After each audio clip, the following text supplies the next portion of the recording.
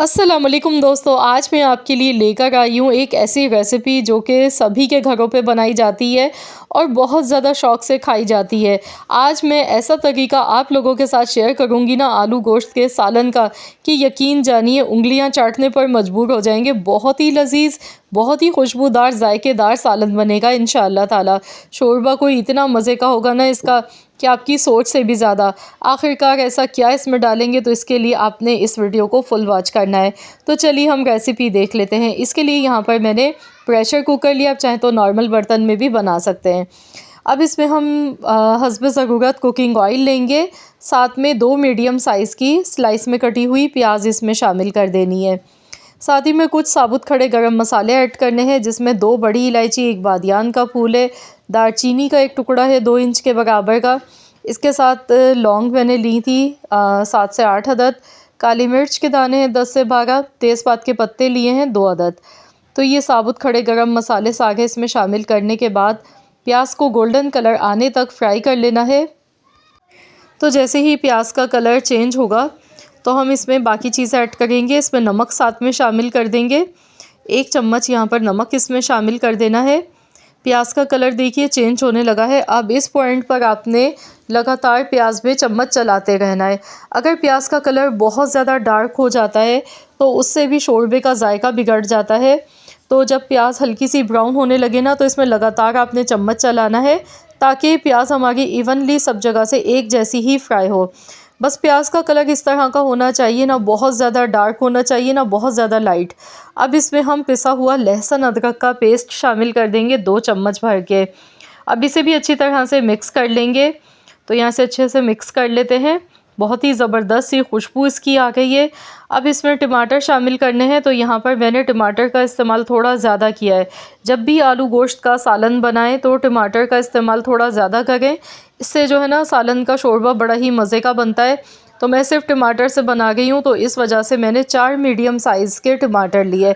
अगर आप टमाटर और दही दोनों चीज़ें डालना चाह रहे हैं तो आप 2 टमाटर ले लें, साथ में 1 कप दही का इस्तेमाल करें, तो भी जायका इसका बहुत अच्छा बनता है। लेकिन मैं आज बना गई हूँ सिर्फ टमाटर के साथ, तो इसलिए मैंने टमाटर का जो इस्तेमाल है ना वो थोड़ा ज़्यादा किया है।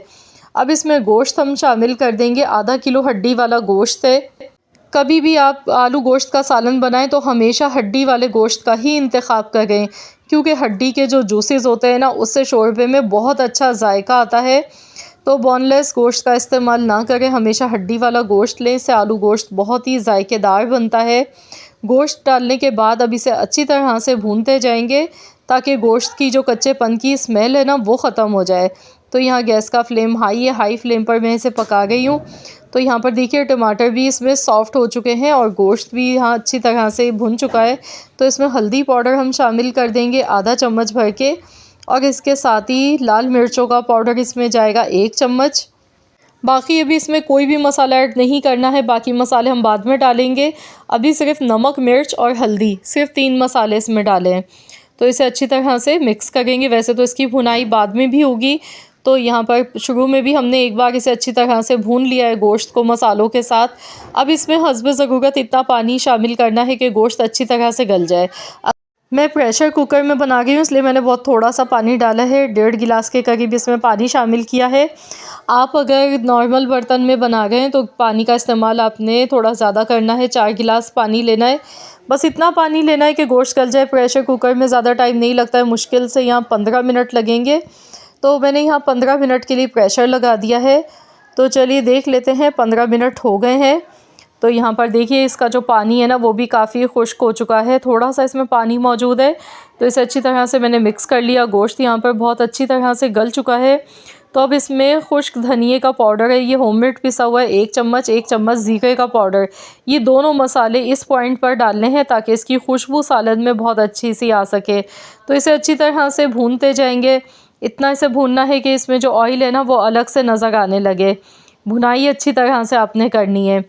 तो यहाँ देखिए भुनाई इसकी बेहतरीन सी हो चुकी है। अब इसमें हम आधा किलो आलू शामिल कर देंगे। आलू को भी मैंने इस तरह से बड़े बड़े टुकड़ों में काट कर लिया है। आलू डालने के बाद इसकी अच्छी तरह से भुनाई मज़ीद हमने करनी है। आलू डालने के बाद जब अच्छी तरह भुनाई करते हैं ना, तो इसमें जो प्याज टमाटर खड़े साबुत नज़र आ रहे होते हैं वो अच्छी तरह से मिक्स हो जाते हैं। कभी भी आपको शोरबे में तैरते हुए टमाटर या फिर प्याज नज़र नहीं आएंगे। तो यहाँ भुनाई अच्छी तरह से देखिए हो चुकी है। तो अब इसमें हम हस्ब ज़रूरत पानी डालेंगे, जितना शोरबा हमें चाहिए उसी हिसाब से इसमें हम पानी एडजस्ट कर लेंगे। तो मैं यहाँ पर शोरबा मैं इस हिसाब से बना रही हूँ, ना बहुत ज़्यादा पतला होना चाहिए ना बहुत ज़्यादा गाढ़ा होना चाहिए। तो इस तरह से शोरबा बहुत ही अच्छा लगता है। तो यहाँ देखिए इस तरह का शोरबा मैंने बनाया है। 2 गिलास के करीब इसमें पानी शामिल किया। अब मैं दोबारा से प्रेशर लगा दूँगी सिर्फ 2 मिनट के लिए। 2 मिनट में आलू अच्छी तरह से गल जाते हैं, सिर्फ 2 मिनट ही लगेंगे। तो 2 मिनट के बाद चलिए देख लेते हैं। गैस का फ्लेम मैंने ऑफ़ कर दिया था। तो यहाँ पर आप इस सालन की रंगत देखें, कितना खूबसूरत दिखने में लग रहा है। ये देखें माशाल्लाह अल्हम्दुलिल्लाह, बहुत ही मज़ेदार सा ये सालन बना है। इसमें जो तेज़पात के पत्ते नज़र आ गए हैं ना, तो इन्हें हम हटा देंगे क्योंकि इनका जो जायका हमें चाहिए था, खुशबू, वो हमारे शोरबे में आ चुकी है सालन में। और माशाल्लाह अल्हम्दुलिल्लाह बहुत ही ज़बरदस्त ये बना है। अब इसमें हम साबुत हरी मिर्चें डालेंगे खुशबू के लिए। 1 चम्मच पिसा हुआ गरम मसाला पाउडर शामिल करना है। तो आप लोग भी ज़रूर साबुत हरी मिर्चें खुशबू के लिए डालें, इसमें बहुत अच्छी लगती हैं लास्ट में जब हम डालते हैं। इस तरीके से पिसा हुआ गरम मसाला इसमें गया 1 चम्मच, साथ में हरा धनिया थोड़ा सा डालेंगे 1 मुट्ठी के बराबर। तो इसे अच्छी तरह से मिक्स कर लेंगे। तो लीजिए जनाब, हमारा बहुत ही मज़ेदार सा आलू गोश्त का शोरबे वाला सालन बनके बिल्कुल तैयार हो चुका है। तो यहाँ पर मैं आपको देखिए क्लोज़ करके दिखा रही हूँ। ये देखें माशाल्लाह अल्हम्दुलिल्लाह, कितना ये हमने झटपट मिनटों में बनाया, सिर्फ आधा घंटा बनाने में लगा है। और जो इसका जायका और खुशबू है ना, वो बहुत ही लाजवाब है। तो मैं तो आपसे कहूँगी एक बार ज़रूर बना के देखें। ये देखें बिल्कुल भी इसमें प्याज या टमाटर तड़ते हुए नज़र नहीं आ रहे हैं, क्योंकि इसकी भुनाई बहुत अच्छी तरह हमने की। और देखिए कितना ज़बरदस्त सा, कितना बेहतरीन सा हमारा ये सालन बन के तैयार हुआ है। तो ये सालन बनाने के बाद आप इसे बॉयल चावल के साथ खाएं तो भी बहुत मज़े का लगता है, चपाती के साथ खाएं, इंशाअल्लाह ताला आप सबको बहुत ज़्यादा पसंद आएगा।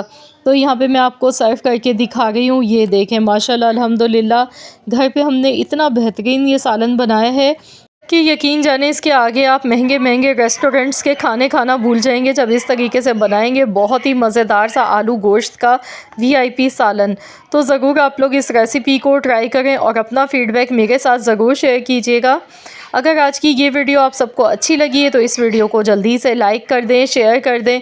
चैनल पर अगर आप मेरे नए हैं, आपने अब तक मेरे चैनल को सब्सक्राइब नहीं किया है, तो मेरी आपसे एक छोटी सी हम्बल सी रिक्वेस्ट है कि चैनल को भी ज़रूर एक बार सब्सक्राइब कर लें और साथ ही में दिए गए बेल आइकॉन को प्रेस कर दें, ताकि आपको मेरी हर नई आने वाली वीडियो का नोटिफिकेशन सबसे पहले फ्री में देखने को मिल सके। मिलते हैं इंशाअल्लाह ताला एक और नई मज़ेदार सी यूनिक रेसिपी के साथ। तो जब तक के लिए अल्लाह हाफ़िज़।